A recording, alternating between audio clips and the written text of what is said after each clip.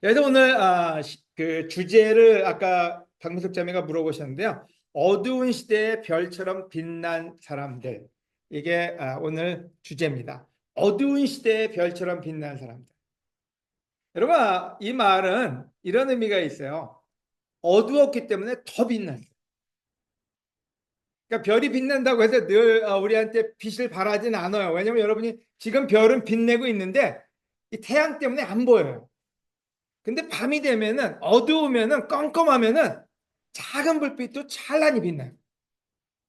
바로 예수님이 탄생한 그 8일째 되는 날 그 시대는 어두웠어요.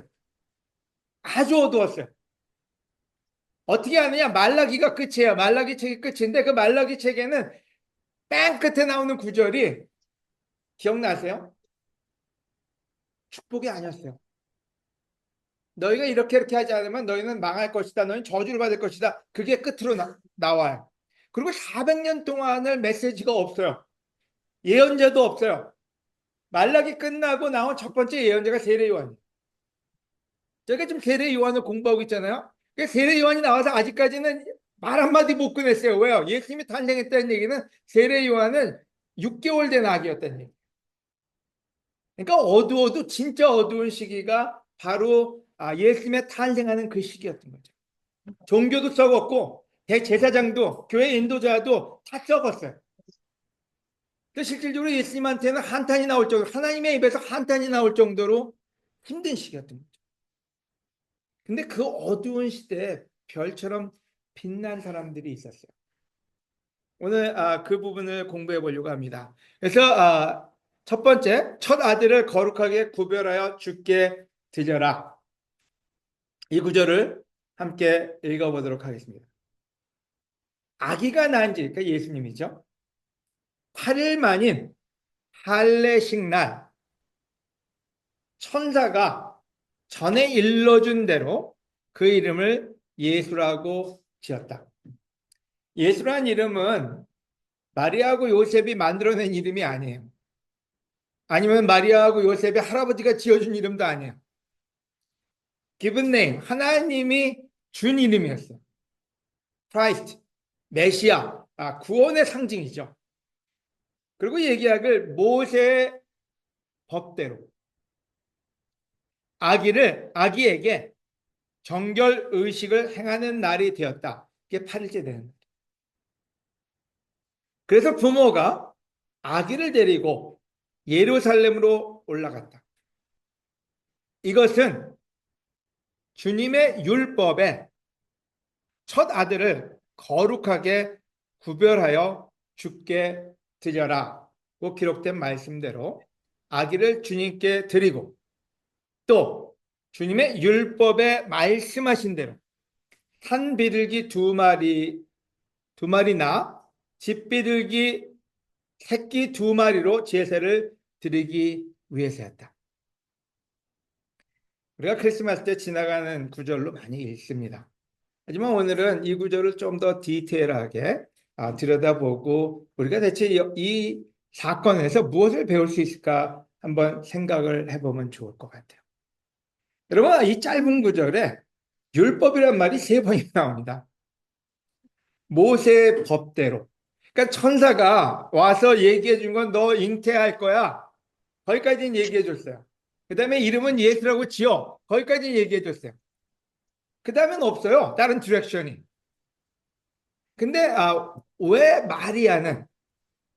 마리아로 선택을 받았을까요? 여러분 생각해 본 적 있으세요? 왜 마리아는 마리아로 선택을 받았을까요? 왜 마리아는 예수님의 엄마로 어쩌면 인류에서 넘버 하나밖에 없는 롤이잖아요. 예수 그리스도의 엄마로 픽받았다. 선택받았다. 왜일까요? 깊이 한번 생각해 볼 필요가 있어요. 제가 아내랑 기도를 하면서 그런 기도를 드렸어요. 저는 마리아를 별로 안 좋아했어요. 뭐 마리아가 싫었던 건 아니고요. 하도 캐톨릭에서 우상시하다 보니까 거부감이 들어가지고 왜 그 마리아를 이렇게 우상시하나? 뭐 스페인을 가든 유럽을 가든 모든 마리아 동상이 뭐 넘쳐나요. 예수님 동상보다 더 많아요. 또 우리 저기 명동 성당에도 가면 맨 앞에 있는 건 다 마리아 성모상이죠. 그래서 마리아가 저한테 잘못한 것도 없는데 괜히 마리아에 대한 그 거부감을 갖고 살았던 게 맞아요. 물론 존경은 하지만 저 정도까지는 아닌데. 근데 성경을 보면서 특별히 지난주에 마리아에 대한 존경심, 물론 캐톨릭에서 하는 게 옳다고 얘기하는 건 아닙니다. 하지만 마리아가 어떤 존재인지를 알면 알수록 참 본받고 싶고, 또 우리 특별히 우정이 가영이 우진이가 좀 닮았으면 좋겠다. 그런 생각이 들어요. 나중에 더 얘기할게요. 근데 한 가지는 이 구절이에요. 예수라는 그 이름을 지어라, 거기까지는 되는데 그 다음에는 모세의 법대로 마리아는 율법을, 모세의 법을 알고 있었고 준수했다. 마리아는 몇 살이었을까요? 여러분, 우리 마리아 하면은 예수님을 늘 안고 있기 때문에 엄마 마리아, 성모, 거룩한 엄마의 그 모습만으로는 기억을 합니다. 마리아의 나이는 12살에서 16살이었을 거예요. 그 당시에 결혼의 시기가 12살에서 16살의 나이였대요. 자, 그 어린 나이에 율법을 기억하고 있다? 쉬운 일이 아니죠. 우리 우정이가 지금 구약을 외우고 있다는 소리하고 똑같아요. 근데 모세의 법대로 아기에게 정결의식을 행한 날이 되었다. 그래서 부모가 아기를 데리고 예루살렘을 올라갔다. 이것은 주님이 천사가 아니고요. 성경에 나오는 그 주님이 율법에 첫 아들을 거룩하게 구별하여 주께 드려라. 여기는 좁은 요런 도로에도 신호등이 있어. 너무 웃겼어. 네, 혹시 우리 제어 경수가 그랑 같이 계시는군요. 죄송합니다. 이게 또 꺼지지도 않아요. 제어 경수 괜찮으시면 음소거 좀 부탁드릴게요. 네. 자, 그래서 그 율법에 나오는 첫 아들을 거룩하게 구별해 주께 드리라고 기록된 말씀대로 아기를 주님께 드리고, 자, 첫 아기를 드려라는 얘기는요. 구약에 나오는 모든 소출의 처음 것을 하나님께 드려라. 그 말과 또 모든 자녀가 됐든 모든 첫 번째 나오는 건 다 하나님 거라. 그렇게 명령된 것을 기억하고 있었다. 그 다음에 두 번째로 얘기하기를 드리고 또 주님의 율법에 말씀하신 대로 산비둘기 2마리나 집비둘기 새끼 2마리로 제사를 드리기 위해서였다. 저는 이 구절을 보면서 하나님이 왜 마리아를 선택했을까에 대한 답을 얻었다는 생각이 들어요. 아까도 얘기했지만 이 시대가 모두가 이렇게 살았느냐? 그렇지 않아. 이 시대는 어두운 시대였어요. 말라기에 보면 오늘 제 사랑하는 아내가 나눔을 할 때 제가 쓰고 싶은 구절을 썼어요. 짜고 치는 고도리가 아닌데도 그와 같은 구절을 썼어요. 왠지는 말라기에 보면은 가장 망가진 게 뭐냐면 하나님께 드려야 될 걸 안 드리는 게 가장 큰 문제였어요. 근데 이 어린 아이가, 소녀가 율법을 기억하고 그 율법에 있는 하나하나를 진행을 합니다. 그래서 제가 느낀 게 있다면 하나님이 왜 마리아를 선택했느냐에 대한 너무 정확한 답이 나왔어요. 하나님을 두려워할 줄 아는 자였기 때문에. 여러분, 우리가 그 좋아하는 구절이 하나 있죠. 그게 시편 1장 1절에서 2절입니다. 복이 있는 사람은. 우리 좋아하잖아요. 복이 있는 사람은. 악한 자의 말을 듣지도 않고 죄인을 본받지도 않으며. 여러분, 말라기에 나오는 많은 대제사장들, 또 수없이 많은 종교인들, 또 레위들, 그들이 뭘 했든지 간에 저 제사장이 저렇게 하니까 나도 저렇게 하면 돼. 모든 사람이 이렇게 하니까 나도 이렇게 하면 돼. 우리의 사고에는 그게 들어있어요. 우리는 옆에 있는 사람을 보고 마음에 위안을 갖습니다. 쟤도 안 하는데 내가 왜 해? 이렇게 많은 사람이 하는데 나도 할 필요 없어. 악한 자들의 말을 듣지도 않고 죄인들을 본받지도 않으며 하나님을 조롱하는 자들과 어울리지 않고. 말라기에 나오는 그 모든 사람은 하나님이 그랬어요. 니들 나 조롱하고 있다고. 근데 마리아는 여호와의 율법을 즐거워하며 그 율법을 밤낮으로 묵상하는 자다.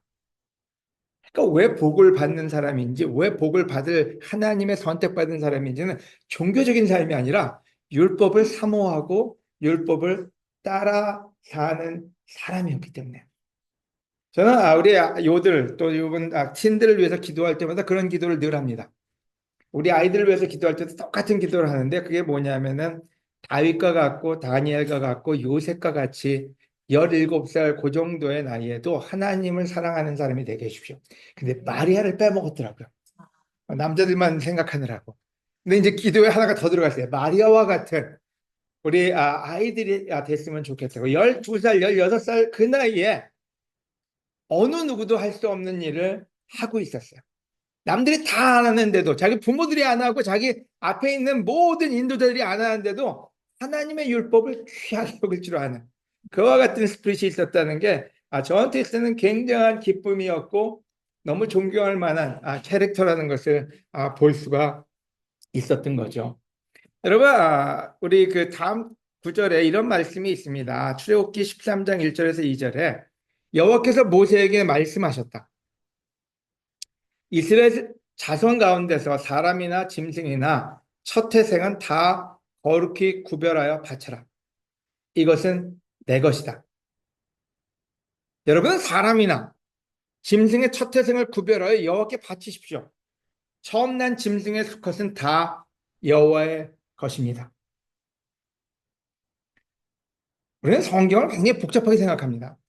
뭐 율법을 몇백 개를 외워야 되고 또 우리 신약에 나오는 여러 가지 지침을 다 알아야지 우리는 놀라운 크리스천이 된다고 생각을 해요. 마리아는 놀라운 하나님의 딸이었는데요.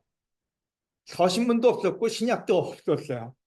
그렇다고 해서 구약이 모여져 있는 것도 아니에요. 그냥 알고 있는 거는 하나님을 제일 먼저 섬겨야 된다는 것만 알았어요. 그 다음에 아주 정확한 거예요. 하나님께 드려야 될 건 드려야 된다는 게 그 어린 소녀가 알고 있었던 진리였던 거죠. 여기서 나온 건 모든 첫 태생은 다 하나님께 드려야 된다고요. 근데 많이 안다는 사람들, 똑똑하다는 사람들, 많이 하나님께 뭔가 지위를 받았다는 사람들에 대해서 말라기는 이렇게 얘기합니다. 하나님이요. 너희 조상 때부터 너희는 내 법을 떠나 지키지 않았다. 그러니까 하나님이 얘기하는 종교적인 사람들에 대해서 어떻게 보시는지를 얘기합니다. 그래서 내가 너희에게 너희는 나에게 돌아오라. 그러면 나도 너에게 돌아가겠다 하였으나 너희는 우리가 어떻게 돌아가야 합니까? 하고 묻고 있다. 우리 어떤 때 그래요. 굉장히 단순한데도요. 어떤 때 하나님 말씀으로 돌아오려면요. 이게 어떻게 해야 되는 거지? 막 스스로를 복잡하게 만들어요. 근데 별거 아니거든요. 하나님을 먼저 노리는 것밖에 없는데도 어떤 때는 그것이 굉장히 큰 철학과 과학과 어떤 스텝이 필요한 것처럼 얘기를 해요. 사람이 하나님 것을 도둑질할 수 있느냐? 그러나 너희는 나의 것을 도둑질하고서도 우리가 어떻게 주의 것을 도둑질하였습니까? 하고 말한다. 너희는 나에게 돌아올 11조와 예물을 도둑질하였다. 너희 온 나라가 나의 것을 도둑질하였으므로 너희가 저주를 받았다. 저주를 주겠다고 안 해요. 그 자체가 저주라는 거죠. 하나님에 대한 우리 자세가 저주가 되는 거죠. 저는 오늘 그 제목을 정하려다 여러 가지를 바꿨는데요. 지금 안 얘기한 그 제목이 하나 있다면 그게 뭔지 망할 사람은 망한다요. 그러니까 망할 사람은 하나님이 저주를 내서 망하는 게 아니에요. 하나님에 대한 태도 자체가 우리가 우리의 삶을 망가뜨리는 거예요. 여러분 이 구절은 클리어하게 마리아와 대조적인 부분을 얘기하고 있어요. 제가 왜 이 부분을 얘기하는지 말라기가 마지막 책이에요. 그 다음에 우리 그 마리아의 그 시작이 그 다음 바로 다음. 그래서 아주 어두운 시기에 아주 어리고 진짜 상상할 수 없을 정도의 고통과 고난을 겪으면서도 하나님 앞에 먼저 드리는 마리아를 발견하게 되는 거죠. 여러분 우리 시대도 참 무섭습니다. 우리도 기독교가 만연해 있고요. 뭐 기독교뿐만이 아니라 부유함이 우리한테 넘쳐납니다. 하지만 하나님한테 처음 것을 드린다는 생각은 점점 사라져가고 있어요. 왜요? 모두가 다 그러니까요. 왜요? 어쩌면 인도자들도 그것을 허용하고 있으니까요. 근데 마리아는 누가 하든 안 하든 자기의 베스트를 하나님께 드리려고 노력했던 사람이라는 생각이 들어요. 레위기 12장 8절입니다. 여자가 아들을 낳았든지 딸을 낳았든지 그 남녀 차별은 없습니다. 물론 부정한 기간에 대해서 번제물은 차이가 좀 있어요. 그 부정한 기간이 지나면 그 여인은 번제물로 1년 된 어린 양 한 마리와, 그럼 몽골 가시는 분들은 양을 이제 수두룩하게 볼 겁니다. 양고기도 여러분 드실 겁니다. 속죄제물로 집비둘기 새끼나 산비둘기 한 마리를 마련하여 제사장에게 가져갈 것이며, 그래서 아이가 탄생하면은 실질적으로 그냥 탄생했으니까 정결의식만 하면 된다 이렇게 끝나지 않았어요. 그러니까 율법에 정확하게 써 있기를 번제물을 드려야 되는데 1년 된 양 한 마리, 그다음 그거는 이제 번제물로 드리는 거고요. 그다음에 두 번 속죄제물로는 집비둘기 새끼나 산비둘기 한 마리를 마련하여 제사장에게 가져가라 그랬어요. 근데 그 다음 구절에는 이런 말이 나옵니다. 만일 그 여인이, 자, 이건 마리아를 가리켜요. 너무 가난해요. 너무 가난하세요. 어린 양을 제물로 드릴 형편이 못 되니까, 어린 양이 좀 비쌌나 봐요. 여러분 양 한 마리 값이 그래도 꽤 나가요. 한 마리 잡으면 한 20명은 먹어요. 양 한 마리 잡을 형편이 안 되면 산비둘기 두 마리나 집비둘기 새끼 두 마리를, 그것도 두 개 다 하라는 게 아니에요. 이거나 선택하래요. 제사장에 가지고 가서 하나는 번제물로 하나는 속죄제물로 주도록 하여라. 제사장이 그 여인을 위해 속죄하면 그녀가 의식상 깨끗해질 것이다. 그러면 재밌게도 마리아는 극빈했어요. 그래서 아까 바친 걸 보면요, 양을 못 바쳐요. 가서 그 비둘기를 바치는 걸 나옵니다. 그러니까 그만큼 극빈했다는 얘기죠. 우리가 가난하면 어떡합니까? 스킵해요. 난 돈이 없으니까, 난 가진 게 없으니까, 그냥 나는 대충 지나가도 될 거야. 성경에는 하나님께 빈손으로 오지 말라 그랬어요. 근데 놀랍게도 마리아는 그 어린 나이에 얼마나 극빈했는지 여러분이 압니다. 이때는 동방박사가 오질 않았어요. 동방박사는 2년 후에 나타나요. 동방박사가 일찍 나타나주면 얼마나 좋아요. 황금, 유황, 모약 다 갖다 놓고 있으면 이제 나 이제 갖다 기빙할 게 있어. 근데 진짜 고생해서 그 며칠 와서, 그것도 남의 집에서 애를 낳고 난 다음에, 그리고 난 다음에 8일밖에 안 지났으니, 여러분 같으면 8일 지나면 어때요? 여기 물론 그 아이를 낳으신 분도 많이 계시잖아요. 여러분 8일 지나면 뭐예요? 어디를 600km를 걷든지 8km를 걸어갑니까? 아니면 남편 보고 그러지. 실질적으로 베들레헴에서 예루살렘까지 올라가기도 귀찮았어요. 그 아이를 안고 그리고 8km를 걸어 올라가야 됐던 거죠. 그리고 먹을 것도 없고 어쩌면 자기가 타고 갈 것도 없는데 그 어디서 돈을 마련했는지 그것도 안 되니까 아마 잡아왔는지도 몰라요. 산비둘기를 잡아왔는지도 모르고요. 그래서 그걸 가지고 가서 하나님께 그 율법을 지키겠다고 그 일을 한 거예요. 그러니까 제가 하나하나 뜯어 보면서 놀랐던 거예요. 나이 12살에 대체 그 머리에 뭐가 들어가 있길래 말씀만은 철저하게 들어가 있었구나. 그리고 첫 아들을 바치려니까 남들은 아마 그 당시에 많이 타협을 했을 거예요. 왜냐면 모두가 다 예루살렘에 가야 되는 건 아니거든요. 많은 사람들이 안 갔어요. 근데 예루살렘까지 갔어요. 산후조리고 뭐고 없이 그냥 아이를 데리고 거기 가서 정결의식을 다 치릅니다. 대조적인 게 있다면 그 시대에 많은 사람들과 대조적이었어요. 말라기 1장 7절에서 8절이요. 너희는 내 생을 경멸하고 더러운 음식을 내 제단에 바치고서도 우리가 어떻게 주를 더럽혔습니까? 하고 말한다. 너희가 눈 멀고 병들고 저는 짐승을 나에게 제물로 바치는 것이 악하지 않느냐? 너희는 그것을 너희 총독에게 바쳐보아라. 그가 너희를 좋아하며 너희를 가까이 받아들이겠느냐? 그런 마리아가 하나님께 바친 거는 양도 아니고 큰 것도 아니었어요. 자기가 없지만 없는 중에 가장 자기의 마음과 베스트를 드린 것이지 많은 걸 드렸다고 얘기하고 있지 않아요. 하나님이 왜 너 극빈하면 이렇게 하라고 얘기했냐면요. 하나님이 원하는 거는 돈의 가치가 아니라 그 사람의 마음이 하나님께 있느냐 없느냐를 보고 싶어요. 근데 점점 시대는 변해서 하나님께 남는 거 자기가 갖고 싶지 않은 것 갖다 바쳐놓고 하나님께 바쳤는데 하나님 왜 화내십니까? 이런 스피릿으로 변해가고 있었던 거예요. 다음 구절에 보면요. 전능한 나 여호와가 말한다. 말라기 1장 9절에 10절입니다. 너희는 나에게 은혜를 구하며 우리를 불쌍히 여기소서 하고 말해보아라. 너희가 그런 예물을 바친다고 해서 내가 너희를 기쁘게 받아들이겠느냐. 너희가 내 단에 쓸데없이 불을 놓지 않도록 너희 중 하나가 성전문을 닫았으면 좋겠다. 나는 너희를 좋아하지 않는다. 그러므로 너희가 드리는 것도 받지 않을 것이다.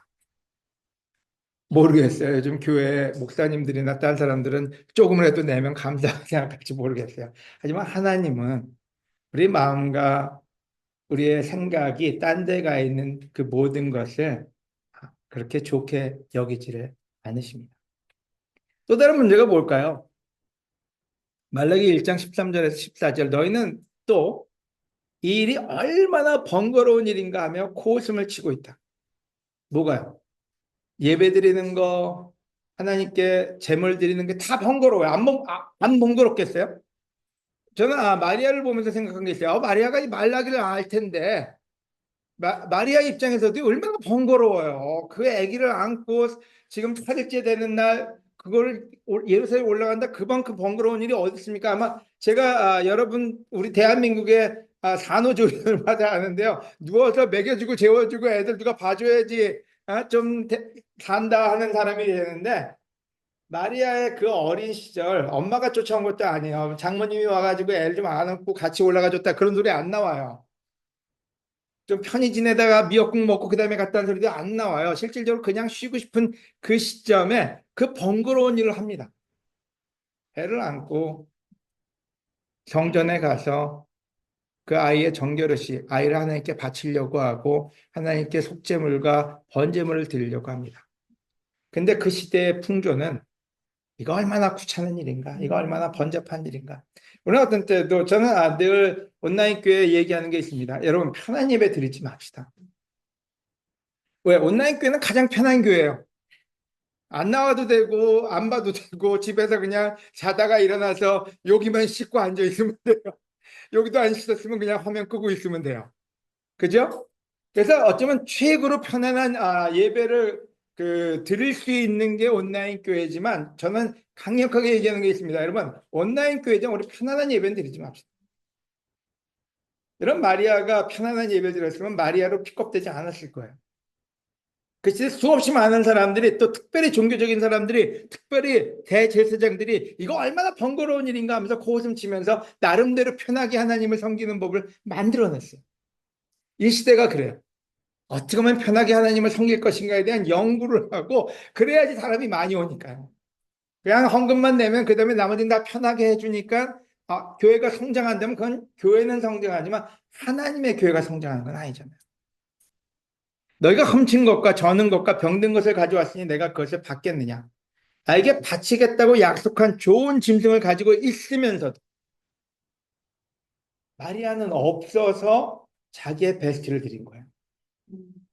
근데 이 시대에는 있으면서도 나를 속이고 쓸모없는 것을 바치는 자는 저주를 받을 것이다. 나는 위대한 왕이다. 모든 민족이 내 이름을 두려워하고 있다. 아멘.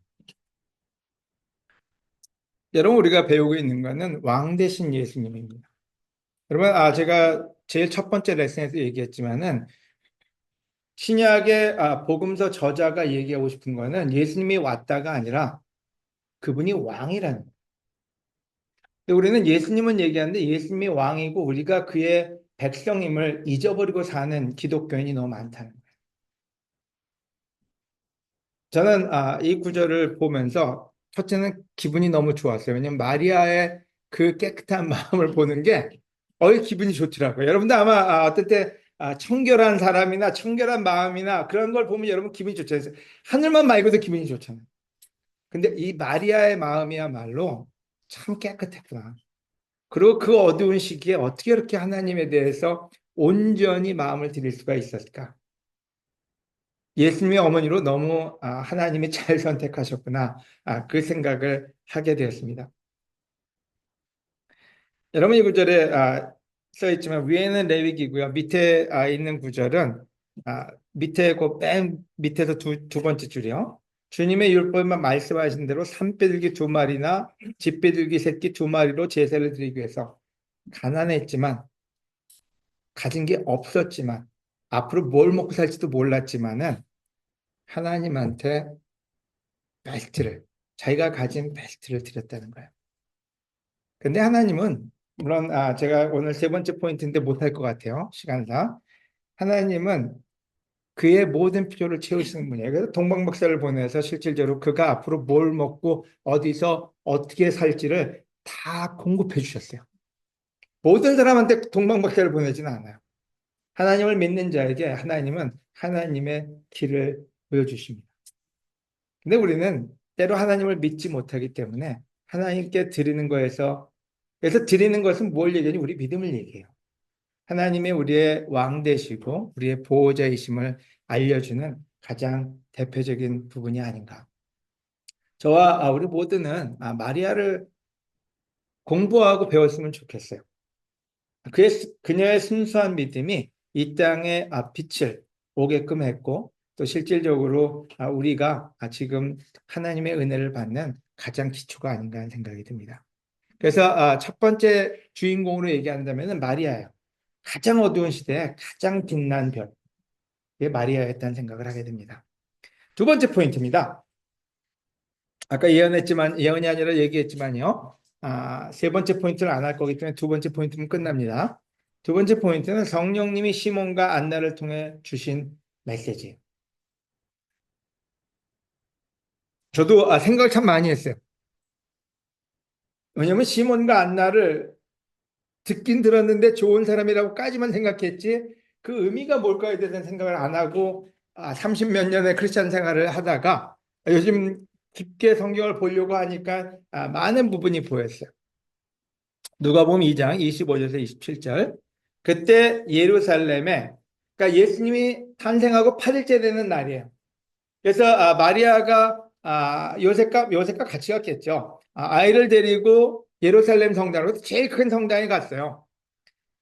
그때 예루살렘에 시므온이라는 의롭고 경건한 사람이 살고 있었다. 그는 함께 계신 성령님으로부터 살아서 그리스도를 배울 것이라는 계시를 받고 이스라엘의 위로가 되실 그분을 간절히 기다리고 있었다. 시몬이 성령님의 인도로 성전에 들어가자 마치 부모가 정결의식을 행하려고 아기 예수를 데리고 들어왔다. 자, 여러분은 이 구절을 통해서 시몬에 대해서 뭘 보십니까? 준비를 하고 있었다. 기다리고 있었다. 성령님의 소리를 들었다.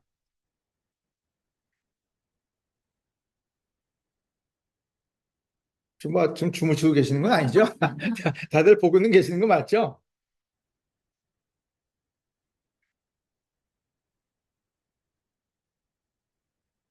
여러분, 우리 성령님을 예수님이 오신 다음에 많은 사람들이 거론을 합니다. 예수님이 오시고 난 다음에 우리 죄가 속해지면 그 다음에 성령님이 오셔서 우리를 인도한다. 성령님은 그때 생긴 분이 아니에요. 하나님하고 예수님하고 성령님은 늘 계셨고 앞으로도 영원히 계실 분이세요. 근데 성령님 액티브해지신 거는 언제냐? 예수님이 우리의 죄를 사해 주시고 난 다음에 우리의 삶에 더 많이 인볼브하게 되십니다. 예수님이 오시고 난 다음에 구원이 있는 것도 아니라 예수님이 그 오시기 전에도 모든 것이 있었는데 우리가 이해할 수가 없었던 것뿐이에요. 여러 가지 방법으로 얘기했지만 사람들이 이해할 수가 없고 받아들이지 않기 때문에 그 마지막 때에 예수 그리스도를 보내주셨다 이렇게. 그 어두운 시대예요. 성령님은커녕 자기들 멋대로 사는 시대에 성령님의 인도를 받고 살아온 사람이 있었다는 거예요. 그게 누구냐? 시몬이에요. 여러분 이 구절에 보면 예루살렘에 시몬이라는 의롭고 경건한 사람이 살고 있었다. 그 의롭다는 말은 하나님과의 관계를 가지고 있는 사람이 있었다는 거예요. 하나님하고 관계가 있는 사람은 뭐가 있어요? 성령님이 같이 하신다는 얘기죠. 여러분 어떻게 아기를 데리고 들어오는데 뭐 예수님이 뭐 들어올 때 면류관을 쓰고 들어온 것도 아니고 금부치로 다 포장을 해가지고 명품으로 옷을 입고 들어온 아기였다면은 알아보기 쉬웠을 거. 얘가 좀 특별한 애네. 여기 저 재벌집 아들인가 보네. 이러고 봤을 거예요. 근데 가난해가지고 예물도 별로 가져온 것도 없고 뭐 마리아가 뭐 굉장히 드레스업하고 나타났겠습니까? 진짜 시골에서 올라온 진짜 돈 없는 사람의 모습으로 왔을 텐데 어떻게 알아봤을까요? 여러분 성령님은 우리에게 분별력을 줍니다. 이 시대를 살아가는데 어쩌면 가장 중요한 게 또 분별력일 거예요. 내가 어떻게 살아야 될지, 누굴 따라야 될지, 어떤 말을 들어야 될지 다 분별력이거든요. 근데 누가 그 분별력을 가지고 있었느냐? 이 시몬이라는 사람이 분별력을 가지고 있었어요.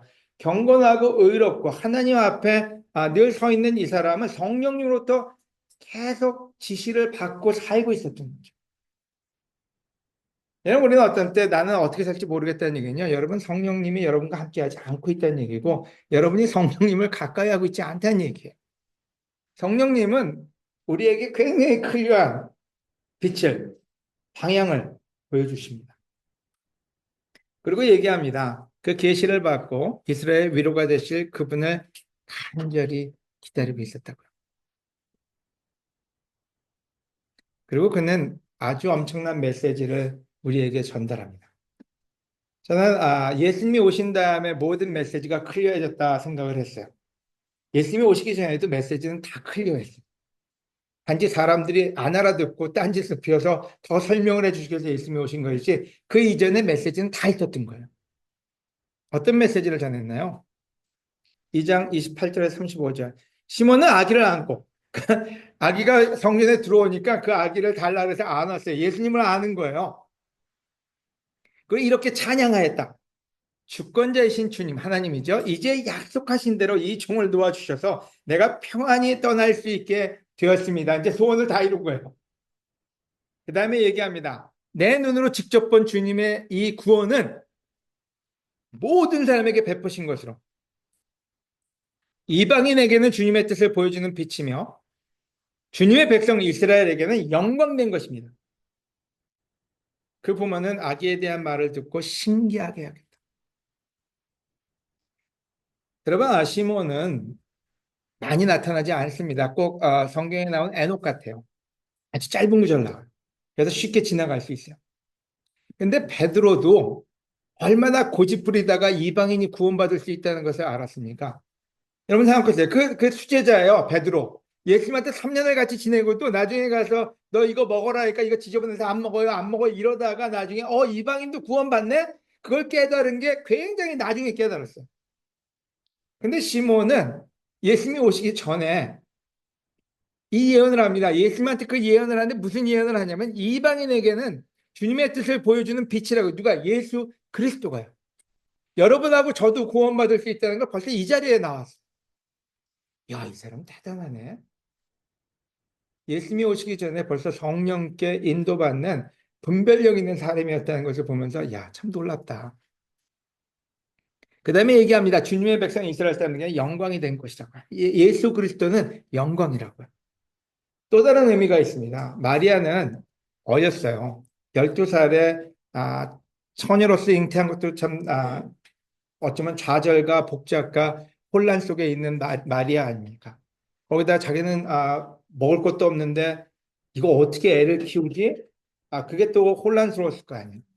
그 다음에 계속해서 누가 와가지고 목자가 와가지고 이 사람이 하나님이 보내셨어요 얘기해 줬어요. 그래서 감사하게도 천사가 얘기해 주니까 그럴 수도 있겠네. 목자들이 와서 얘기하니까 그럴 수도 있겠네. 근데 여기 성전에 갔더니 또 딴 사람이 나타나가지고 서든이 갑자기 이 찬양을 한 거예요. 그래서 하나님은 마리아가 믿음을 가질 수 있게끔 계속해서 메시지를 줍니다. 네가 지금 하고 있는 일이 옳아. 네가 하고 있는 일이 중요한 거야. 하나님이 계속 메시지를 주는데 이 시몬을 썼던 거죠. 그리고 그 아이가 어떤 일을 할지를 마리아한테도 얘기를 해준 거예요. 단지 우리한테만 얘기해 준 게 아니에요. 마리아한테도 이 아이는 어떤 일을 할 거야, 어떤 일을 할 거를 계속 컨펌을 해줍니다. 그러고 난 다음에 시므온은 그들에게 축복하고 아기 어머니 마리아에게 이런 말을 하였다. 그래서 이 말은 아마 다 마리아가 기억해서 누가한테 전달해 줬을 거예요. 누가복음밖에 안 나와요. 이 아이는 하나님이 세우신 자입니다. 많은 이스라엘 사람들은 이 아기를 믿지 않아 망하기도 하고 믿어서 구원을 받기도 할 것입니다. 그리고 이 아기는 사람들의 비난의 대상이 될 것이며 그때 당신은 마치 예리한 칼에 찔리듯 마음이 아플 것입니다. 그러나 그들의 숨겨진 생각은 다 드러날 것입니다. 저는 이 구절을 보고 제 믿음이 좀 더 간결해진 것 같아요. 시몬은 아주 중요한 메시지 하나를 딱 던집니다. 어쩌면 그게 성경의 모든 것을 다 내포하고 있다고 얘기해도 과언이 아닐 것 같아요. 이야기를 믿지 않아서 망할 사람도 있고 믿어서 구원받을 사람도 있다. 여러분 그거 하나면 성경책의 모든 걸 다 내포하고 있다고 얘기해도 과언이 아닐 거예요. 굉장히 단순한 진리예요. 믿지 않는 자는 그 자체가 망한 거예요. 우리가 어떤 때는 이 땅에서 제가 돈을 더 잘 버네, 제가 더 축복을 받는 것 같네. 여러분 우리는 영원한 삶을 삽니다. 또 이 땅을 살면서도 지나보면 알게 되는 게 있어요. 예수 그리스도를 믿는 자와 믿지 않는 자의 차이는 극명하게 드러날 수밖에는 없습니다. 자, 믿는다는 말은 뭘까요? 의지한다는 말이고요. 믿는다는 말은 뭘까요? 그를 먼저 둔다는 말이고요. 믿는다는 말은 뭘까요? 그를 찾는다는 얘기. 여러분, 우리는 성공할 수 있는 길은 뭐든지 찾습니다. 유튜브 요즘 뭐 난리가 났어요. 유튜브에 안 하는 사람이 없더라고요. 유명한 사람들 다 유튜브 하더라고요. 근데 유튜브에 주로 나오는 내용들은 뭐냐면요. 어떻게 성공하느냐, 어떻게 승리하느냐, 어떻게 세상을 제대로 사느냐에 대한 메시지들이에요. 근데 결국에는 그 모든 메시지의 귀결은 예수 그리스도밖에 줄 수가 없다는 거죠. 그래서 오늘 우리 마음속에 한번 생각해 보면 좋을 것 같아요. 내 삶은 예수 그리스도를 믿는 삶인가? 교회 나오는 삶인가? 성경책을 보는 삶인가가 아니라 예수 그리스도를 내가 믿고 사는 삶인가? 여러분, 축복은 그분을 믿는 자에게 하나님이 흥하는 가장 축복된 인생을 주신다는 거예요. 그 정의는 다를 수 있어요. 여러분이 생각하는 로또가 아닐 수도 있고요. 여러분이 생각하는 럭셔리한 차를 몰고 다니는 게 아닐 수도 있어요. 마리아가 페라리를 몰고 다녔다 이런 말 안 나와요. 하지만 그에게 가장 축복된 일은 바로 예수 그리스도를 알고 예수 그리스도를 탄생시키고 그분을 섬긴 거예요. 나중에 그 가치는 얼마나 큰지는 우리가 알게 될 것입니다. 아멘. 여러분 안나라는 사람도 마찬가지예요. 아, 안나에 대해서는 길게는 얘기 안 할게요. 나이가 많은 예언자가 있었다. 그녀는 아셀 지파에 속한 바누엘의 딸이었는데 결혼하여 7년 동안 살다가 과부가 되었다. 그러니까 참 쉬운 삶은 아니에요. 결혼해서 7년을 살다가 과부가 됐어요. 근데 그로부터 그녀는 84살까지 84세가 될 때까지 성전을 떠나지 않고 밤낮 금식하고 기도하며 하나님을 섬겼다. 그러니까 결혼을 뭐 10대 했다고 치면은 7년을 하고 난 다음에 그 다음에 거의 뭐 84세면은 7 빼고 20 빼고 하면 한 50년 가까이를 싱글로 산 거죠. 쉽지 않았을 거예요. 근데 성전을 떠나지 않고 밤낮 금식하고 기도하며 하나님을 섬기고 마침 이 시간에 그녀는 성전에 돌아와서 하나님께 감사드리고 구세주를 기다리는 모든 사람에게 아기에 대한 이야기를 해주었다. 그러니까 실질적으로 하나님하고의 그 관계가 깊었다는 얘기죠. 또 오늘 마무리를 하면요. 어두운 시대에 별과 같이 빛나는 사람들, 마리아는 말씀을 즐거워하고 순종하는 삶을 살았어요. 그래서 그 시대에 가장 어두운 시대에 가장 빛났죠. 구차는 또 우리가 어떤 때는 내 거를 아까워하는 그런 스피릿이 아니라 하나님께 모든 걸 맡기는 스피릿이었고요. 시몬은 성령과 함께 사는 삶이었어요. 성령님이 하라는 대로 했어요. 그리고 안나는 예배하며 복음을 전하는 삶이 기뻤던 거죠. 자, 여기에는 굉장히 놀라운 또 다른 메시지가 있습니다. 그 마지막 메시지는요. 여러분, 시몬과 안나는 대체 뭘 기다리고 있었는지 예수 그리스도를 기다리고 있었어요. 그럼 우리는 뭘까요? 우리는 예수님 벌써 오셨잖아요. 여러분, 우리도 언제 예수님이 재림하실지는 모릅니다. 뭐 이런 얘기하면 또 재림교냐 뭐 이런 얘기 할 수 있는데요. 여러분, 우리도 예수 그리스도가 오실 걸 알고요. 또 언제 오실지 모릅니다.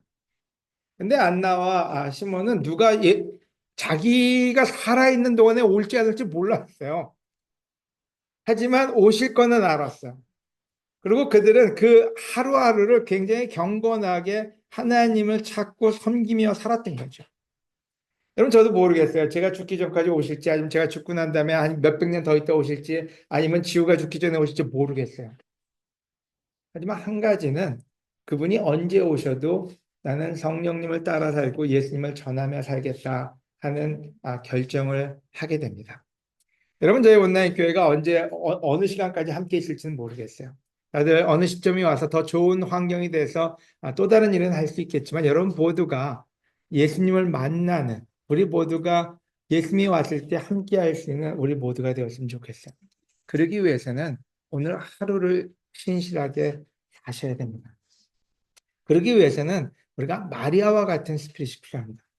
마리아는 어떤 상황에서도 율법을 즐거워하고 그분을 따랐기에 우리에게 가장 좋은 선물을 전해주신 사람 중에 한 명이 아닌가 하는 생각이 듭니다. 오늘 여섯 번째 섹션을 마치고요. 다음에는 동방박사로 넘어가도록 하겠습니다. 마치도록 하겠습니다. 아멘.